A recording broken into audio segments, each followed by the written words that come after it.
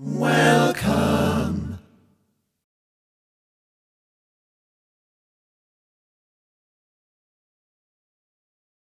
Right, hello. We're going to be doing some chorale today because why not? It's always fun to do. This is from Counterpoint in Composition, Salzer. It's a really old book, actually. I think it was published in 1969. There we go. It goes through the species counterpoint, and there's a very long chapter on chorales, which starts on page 260 and continues ad infinitum, pretty much. And I'm going to ignore all of that and just go straight to the exercises because that's fun. So in here it says, set the chorale melodies, all of which are complete tunes, given in examples G1 to G30. Most of these have not been set by Bach. Few were written after Bach's death by Kantz and Bach's son, Carl Philipp Emanuel. The chorales are roughly ordered in terms of increasing length and difficulty. I'm going to do number 2 because number 1 was really complicated. That's okay. That's okay. It's a perfect cadence in C major. Then that's awkward. That's easy. But this second phrase is really difficult because really the only possibility is that and just have another perfect cadence. Probably.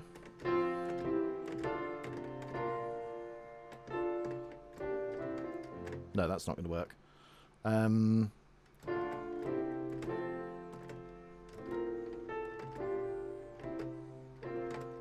That sort of idea. Perfect cadence in F.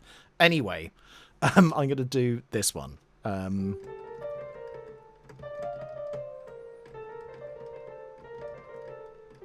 Which is interesting. So it starts and ends on G, but the key signature tells me it's F major. But of course, it's not F major, and it's not even D minor, the relative of that. So I know instantly that it's a transposed modal chorale.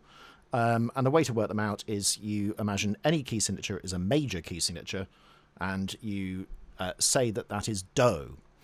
And the order of modes is Ionian, Dorian, Phrygian, Lydian, Mixolydian, Aeolian, Locrian, and you can also give them sort of solfa names, Do, Re, Mi, Fa, So, La, Ti, Do.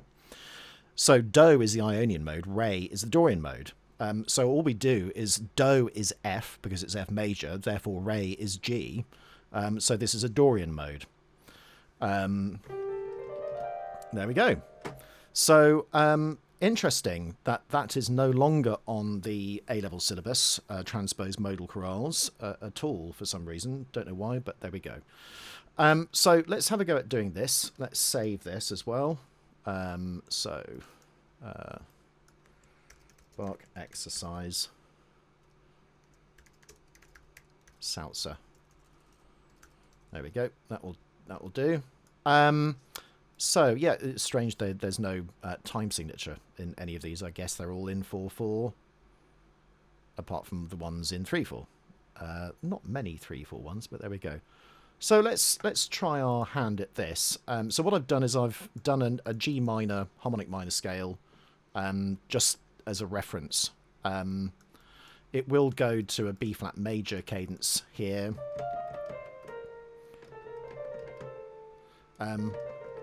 So it's probably good to just analyse some of these. So the opening phrase, probably an imperfect cadence. Phrase modulation in B flat, probably another imperfect cadence. But we could do that as well and actually do a perfect cadence in F major, which would be interesting. So let's start with the last one.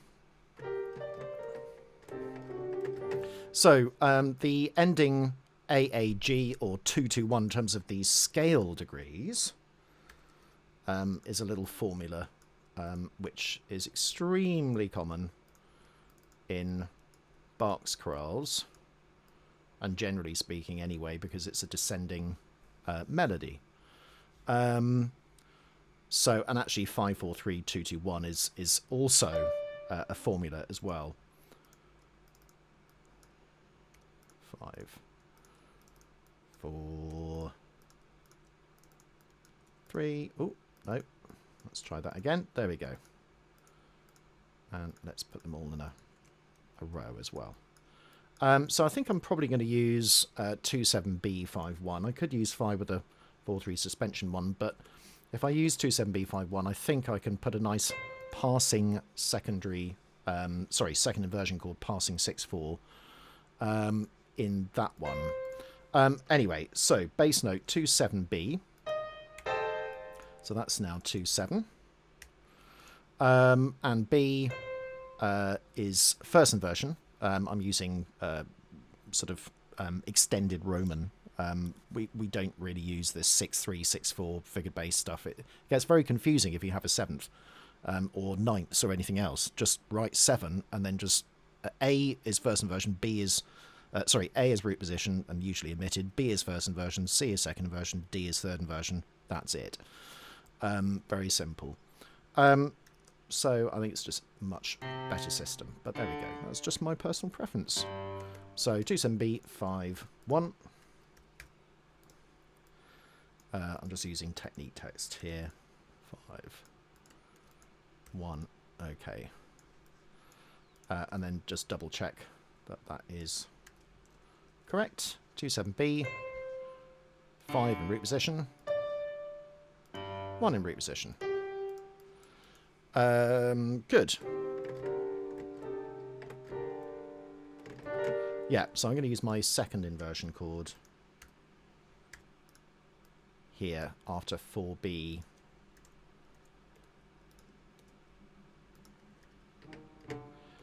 Nope. That's better.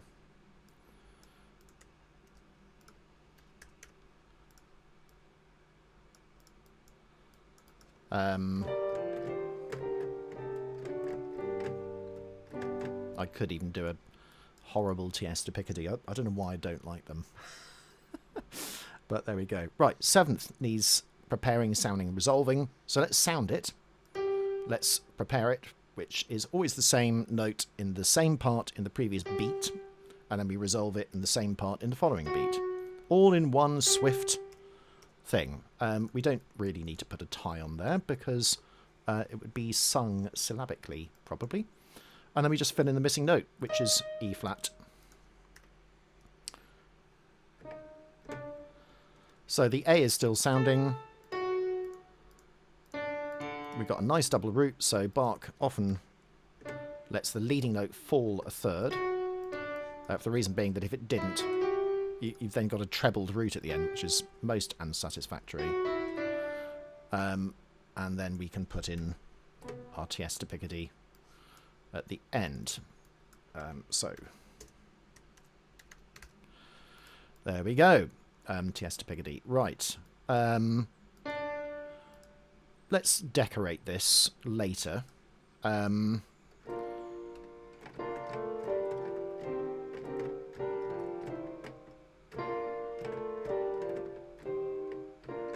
Yeah, so I think I'm just going to start with a B flat major. Whoops.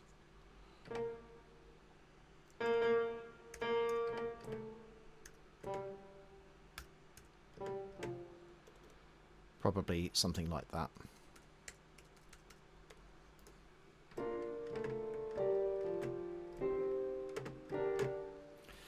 And then it's important that I get the voice leading correct here.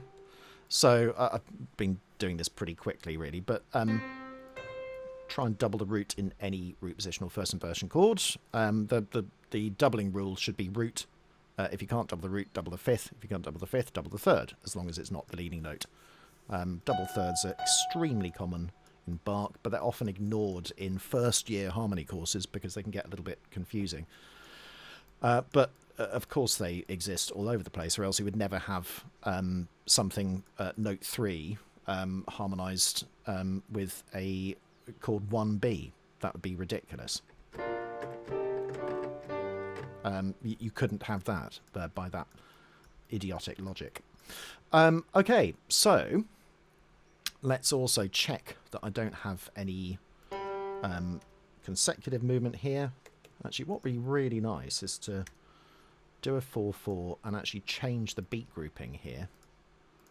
So it's 2/2, like that. Let's see whether that actually works. There we go. It's just easier to see, I think. Okay. So, checking for consecutives. This is fifths. There are 6 checks with 4 parts. Soprano and bass, soprano and tenor, soprano and alto. Then we've got alto and tenor, alto and bass, soprano and tenor and bass. Something like that. I think that was all. Bass and alto as well. I think that looks pretty much okay. It's always the difficult ones are these ones in the inner parts. It's really easy to sort of like not do them. So here, probably let's start there. So I've got 2 B flats. So it's either chord 1 in B flat major or chord 3 in G minor, with this acting as a sort of chord 6 pivot chord as well. So we could do two different keys here. That's just chord 1, and that's chord 6. But it's also chord 3 and chord 1. Oops, there we go.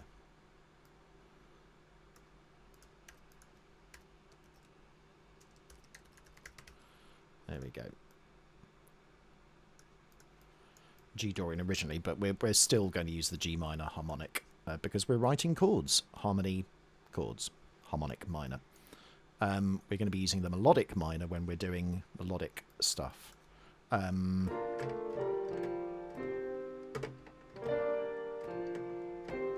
So I don't want a D there, and really the best thing to do is fill in the missing notes first, which is a B flat. Where's the best place? There, because it's closer to C, and it also means then I can have my double root in the same part, in the alto part, which is a beautiful alto part. That's the sort of ideal. So in here, fill in the missing notes. There we go.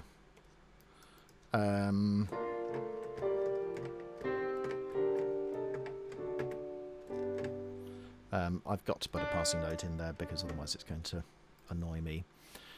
Never put a passing note on a leading note falling a third though, because that would be very strange. Having a sort of dominant ninth. It's very unbark. There we go. At least we've done one. So, what's the next one?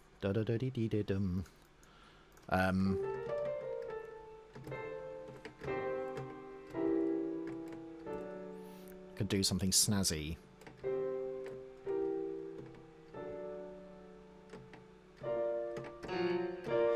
Yeah. We're going to have sort of problems with the false relation between phrases. Is that a problem, really? I mean, it's a very minor problem. So let's try and just, maybe we'll come back to that, because I think we'll know what to do there when we know what to do in bars 3 and 4.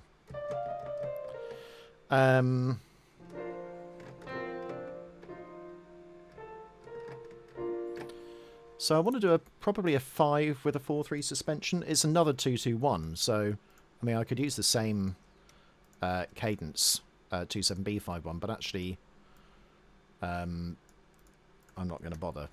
I'm going to go 5 with a 4/3 suspension 1. 5, 5, 1 in B flat. And I'm going to keep working backwards in B flat as long as I can as well. Hopefully you're finding this helpful. Right, I want little 4 and a little 3. I'm sure there's a better way of doing this, but anyway, never mind. Let's just do that. So 5 with 4/3 suspension.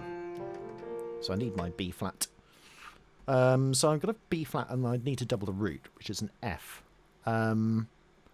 Yeah, I quite like having high tenor parts and high alto parts. But let's try putting it in the tenor at this point. So leading note falling a third, and also I need to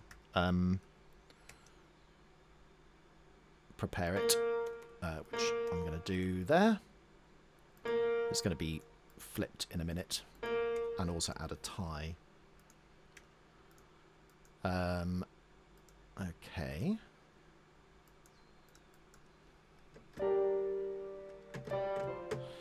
Yeah, so I don't want to fall into the trap of using chord 6 to 5 because of the consecutive fifths. So my first instinct is to use a B flat major chord of some description.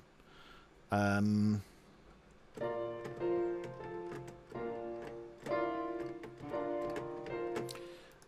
I think my second instinct is to use chord 1 in first inversion, and then put a passing note in. Okay.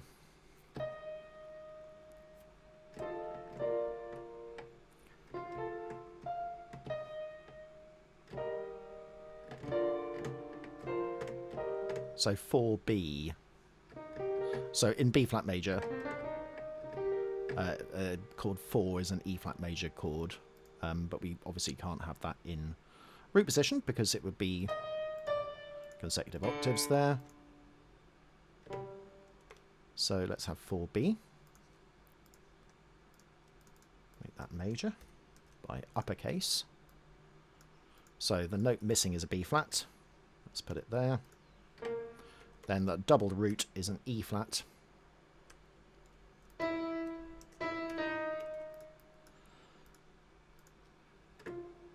that's the missing note.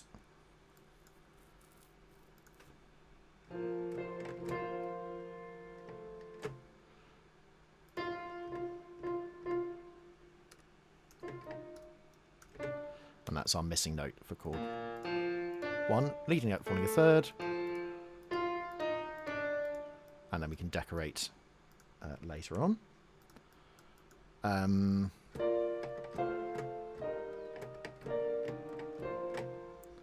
Yep, scalic basses are always good.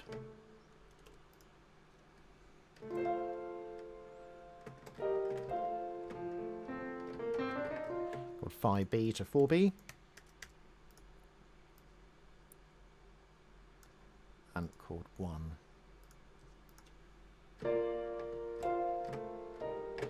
Yeah, I'm going to have a bass suspension there, so let's do that in a minute. Let's add the missing notes. I've got an A, I've got an F, I'm missing a C. That should go probably there. Consecutive fourth, doesn't matter. That's not a problem at all. Whoops. Whoops. Trying to move that out of the way for clarity. However, I've got a slight difficulty because I can't double the root at this point. So my next available thing is to double the fifth, which would normally be a C. So I could do that, but it's very far away from that, and also that's also a sort of strange leap. That's also the leading note, so I can't double that either. So then, do we need to have a double root there? Not necessarily, because I really want that there. But here, obviously, I've got parallel octaves here. So the next best note is B flat. And then the next best note after that is a G. So actually doubling the third. I think that's okay, actually. I prefer that. for voice leading reasons. I don't want to have such a big gap in the alto part. So, yeah, I'm not going to do that. Okay, so missing note is an F. And then we can just unison up the B. Particularly because we're going to delay that A. So, as with any suspension, when you're adding them, it's a push. It's a note in one chord. It is suspended or prolonged, and then it shoves the A out of the way. There we go.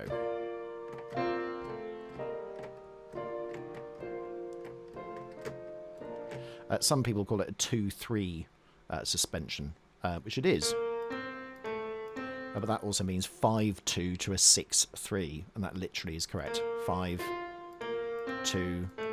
to a 3 and a 6. So it's a bass suspension.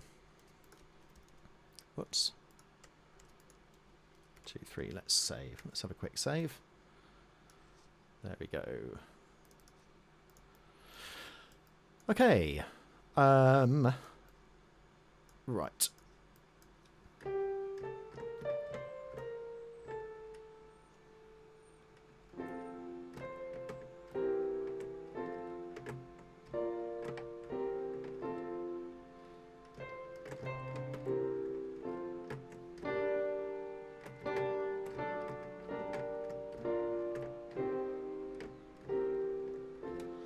I quite like that. I'm just sort of going through little possibilities. And I think it's always good to just play. You know, have a play.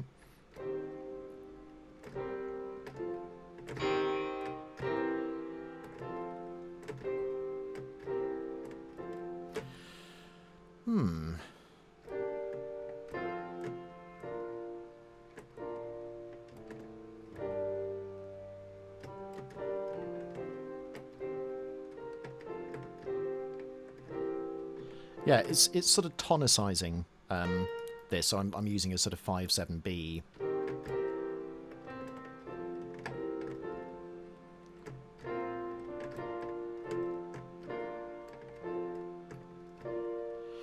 Yeah, I mean, there's so many different possibilities here. So let's just go through some of them.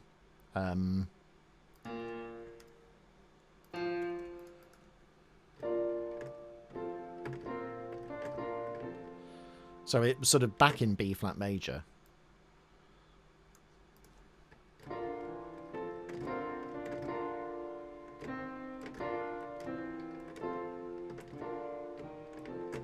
I could even do 1B. Where's a 1B? Don't have one. So I could do 1B to 5.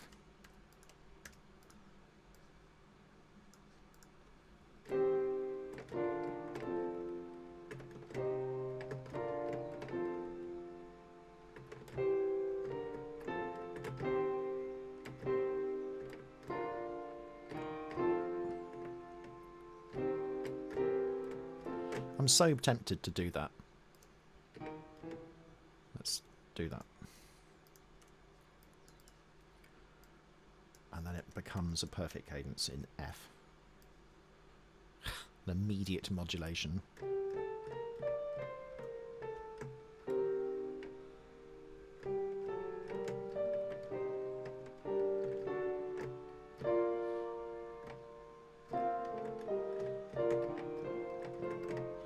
Yeah, you see, now that I'm thinking of it,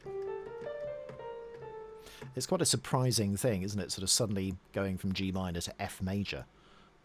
It's just a bit odd. But it is Dorian mode. But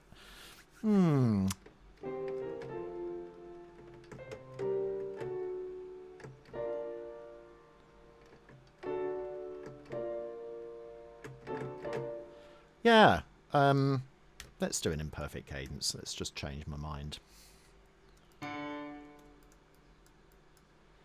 So, I'm missing an F sharp and a D.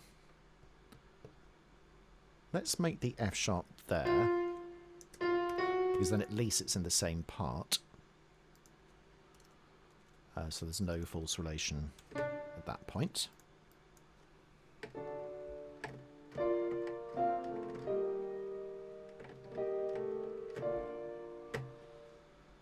Now, can I have a little... Yeah, a little lower auxiliary note.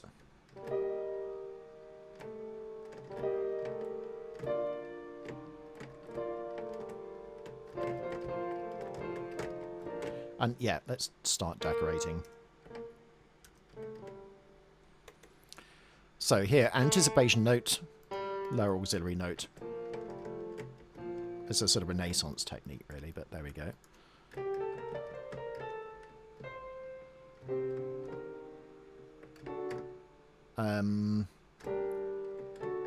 I think it has to really be G minor.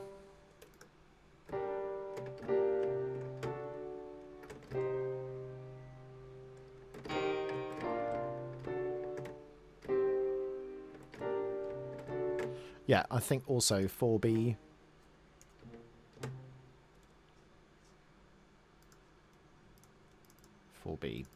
Oh, that is so annoying. Just unbelievably annoying. Right, okay. So that's 4B, 1B.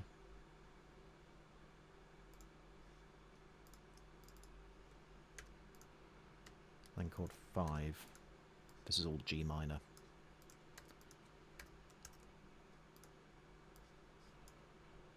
So starting and ending in the same. In fact, I can just copy that. There we go. Whoops. Oh, God, it's just hopeless. That stupid little tag things. I mean, really, really annoying. It's silly. Right. Another reason for maybe going the Dorico route.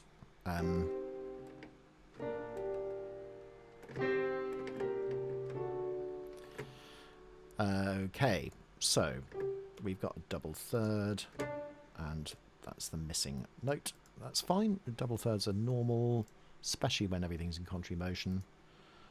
Okay, and then I'm missing that. So in this case, double root. It's interesting how many times doubled root, you know, if you follow double root, double, you know, if you can't do that, double the fifth, if you can't do that, double the third, works, and then you never really have to change, you don't really have to check for consecutives after that. I always prefer positive rules rather than negative rules. So instead of don't do this, positively double the root if you can, if you can't, double the fifth, if you can't, double the third. Okay, and, you know, little leaps are followed by steps in the opposite direction. I think that's a good thing as well. Most things are moving in step, really. Good, right.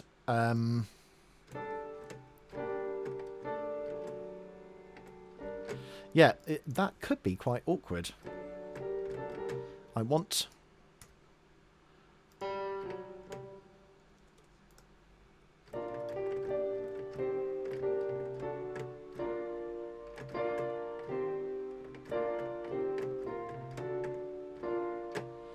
So chord 6 as a substitute for chord 1.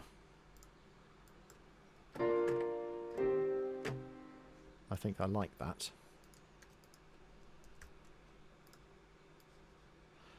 So secondary chords are related to primary triads, so chord 1 and chord 6, because they share 2 notes in common. Chord 4 goes with chord 2. It's part of the subdominant group. And chord 3 and 7 are part of the, usually the dominant group in a major key, but actually chord 3 is the relative major itself, so in a minor key it's a little bit different, and it works more as a tonic, or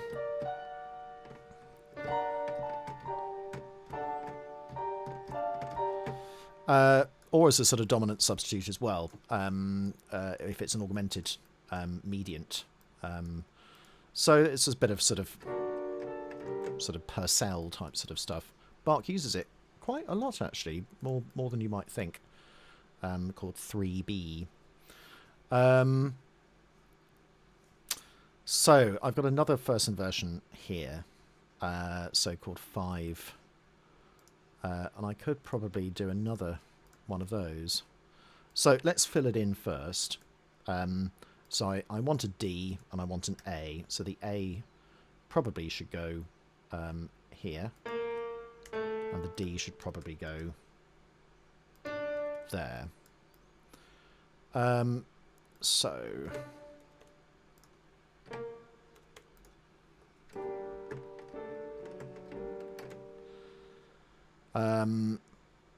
So I've got to be really careful that I don't go up to a B flat in the tenor part there.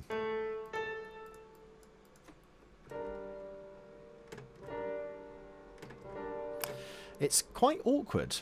I might have to leap up. So actually use a harmony note, which is a chord tone. So not have a 2-3 suspension there. I mean, could I do that? I think that's okay, because that's in harmony with each other, so I think that's okay.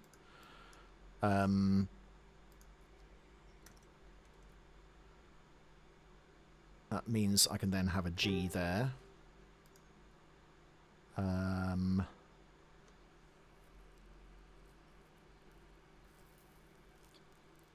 Yeah, that's really awkward, actually. I'm worried about that, and also sort of having a B flat there. If I have a D there, put it in the right voice. No, that's okay. That's all right there. That's okay as well.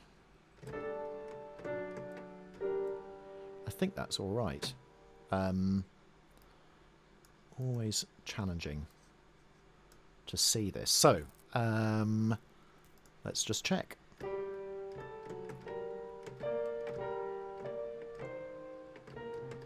That's okay.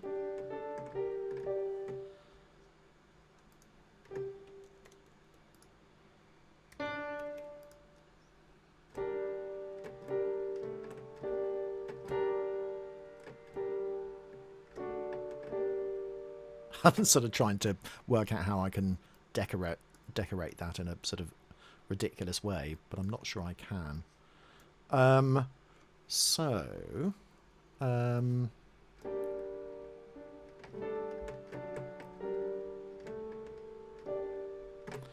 Yeah, it's such a shame that I can't do that because, of course, the melody. But I think that's okay. So,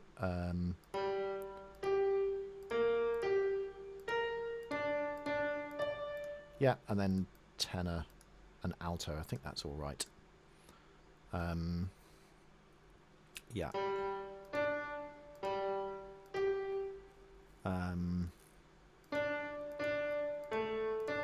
Yeah, I think that's okay. And then chord 1 at the beginning. There we go. So that's that done. Okay.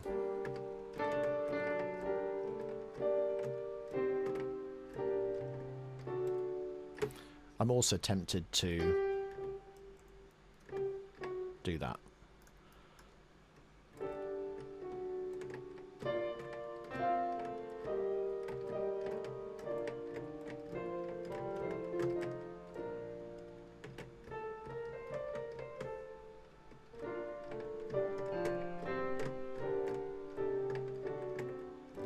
So it's just one more to do.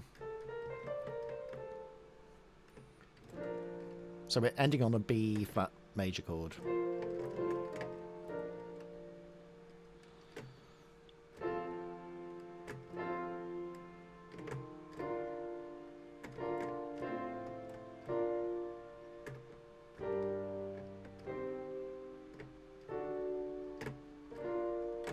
Yeah. Then I've got the same sort of problem there. I quite like that, and actually going to F major there. especially because we've got a nice B flat chord. Yeah, I'm going to tonicize it.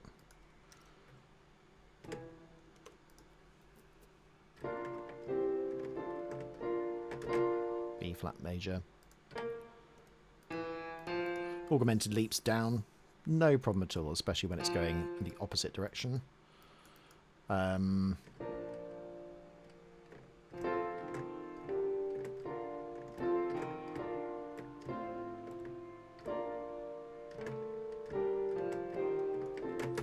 Yeah, so actually, let's have that, and then I can have chord 1 there, because that's going to be all in B flat. I was just trying to find where my B flat major thing went, and I think I got rid of it. There we go. Okay.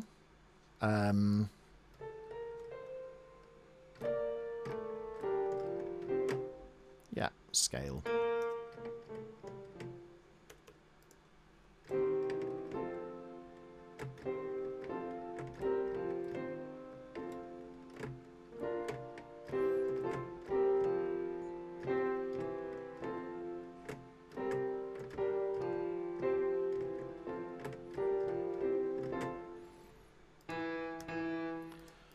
Just a little cautionary one. That one. I never remember that one.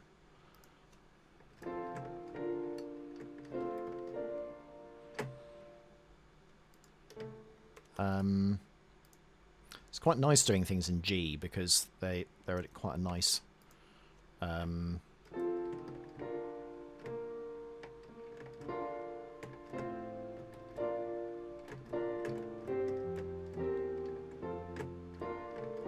yeah, I was trying to work out whether I go down the octave at that point.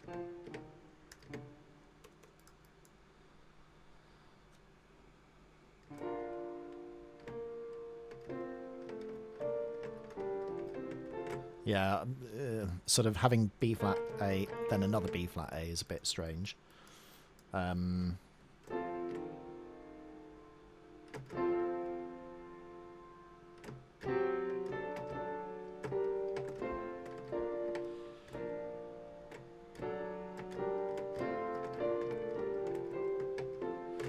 It's sort of weird. I was thinking I could, instead of doing that, have an F sharp to a G minor chord.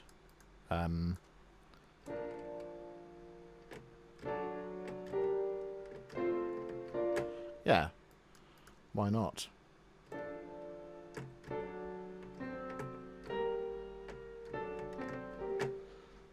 That's a nice tenor line there.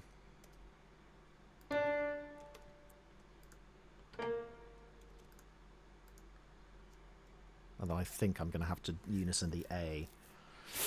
That's a bit dodgy, isn't it?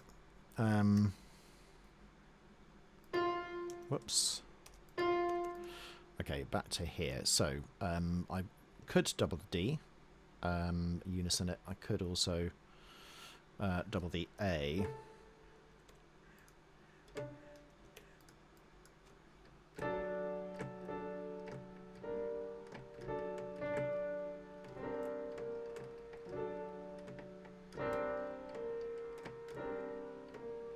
Yeah, I was also thinking of that, but the problem is that it's sort of the note of resolution is actually sounded, and I don't think it's very effective.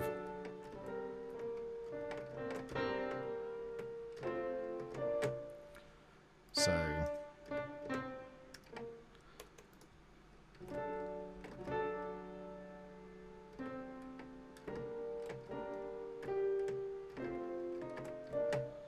yeah,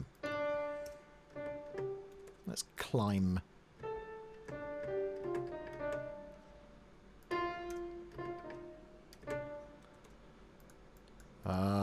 Yeah, I'm going to get problems at that point because of cross parts later on.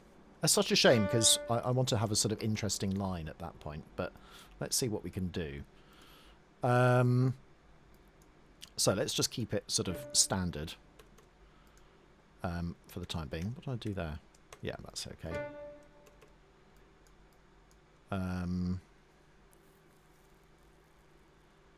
So missing an F, and then I would also have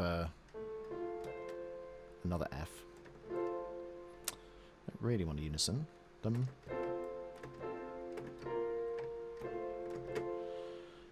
So I can't put a C there. What happens if I unison that? It's just weird to have that, but I don't really think there's any other way around it.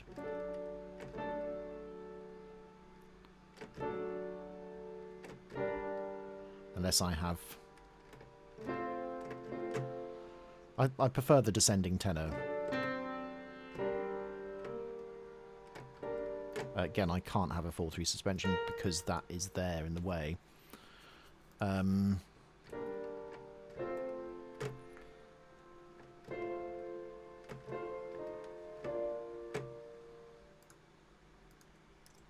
I do this?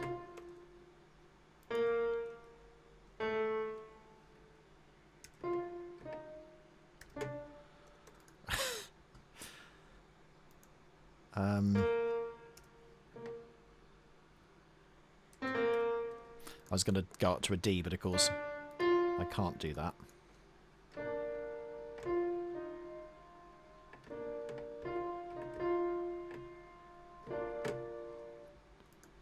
I think that works okay. It's a bit leapy. But I can't have an F sharp there in the alto because it's the leading note. I don't know why Sibelius does that. And I can't have an A there because then I'd have consecutive octaves as well if I went to the B flat. So I think that's probably the best one to have. Okay. So I think that's all right. Trying to have some quaver movement at this point. But I can't do that.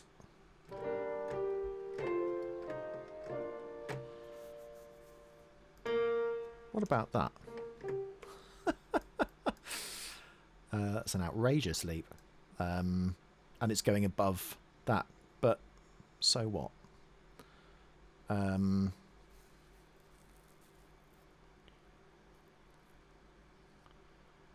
Yeah, I'm going to keep it. So I don't care. I think the pros outweigh the cons.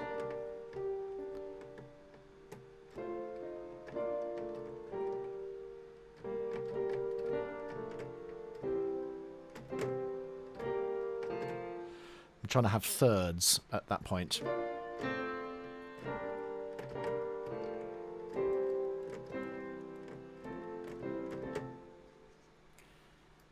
Let's see whether we can get away with that.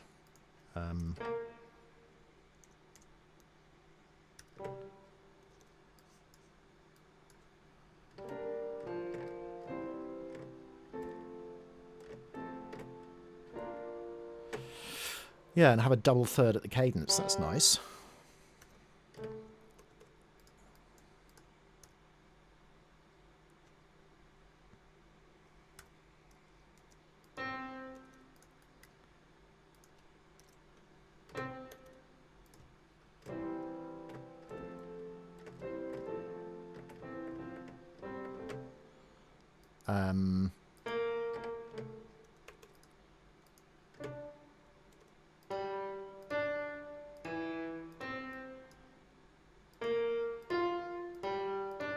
Nope, can't do that.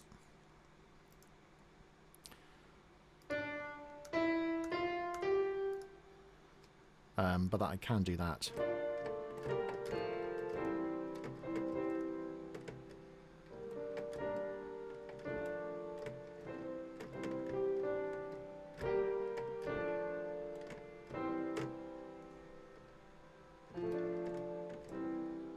Yeah. Make it into a quaver beat chord.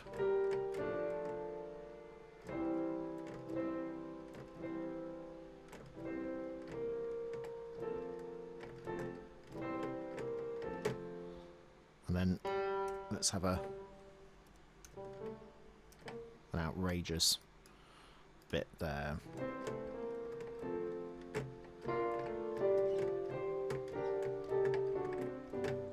Right, so I think I'm okay.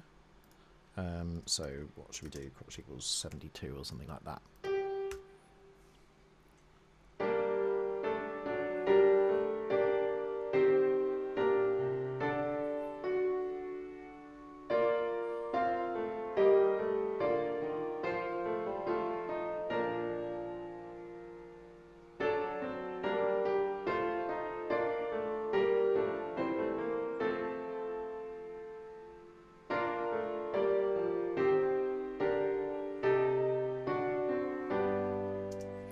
So it's just that needs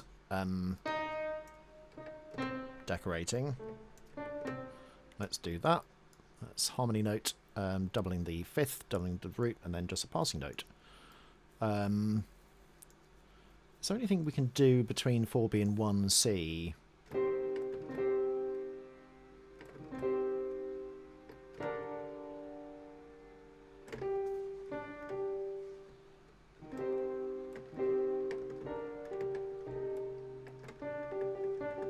Yeah, I was sort of trying to think whether there was something I could do with the alto part at that point.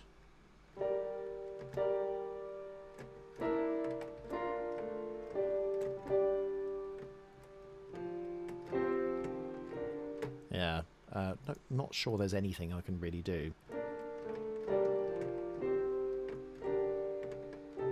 That's okay, though. I can be forgiven. So, that's all we have time for, really. So the first one, G minor, with an imperfect cadence, then phrase modulation to B flat, with a bass suspension, 5 with a full 3 suspension, 1, which goes really well with 2-2-1. Then, so suddenly in G minor, with secondary dominance going on, to B flat major, to F major, which is fine because then going and then ending on a G major chord at the end. Yeah, I think I'm reasonably happy with that. So I hope you found that reasonably interesting. Took a while, but we got there.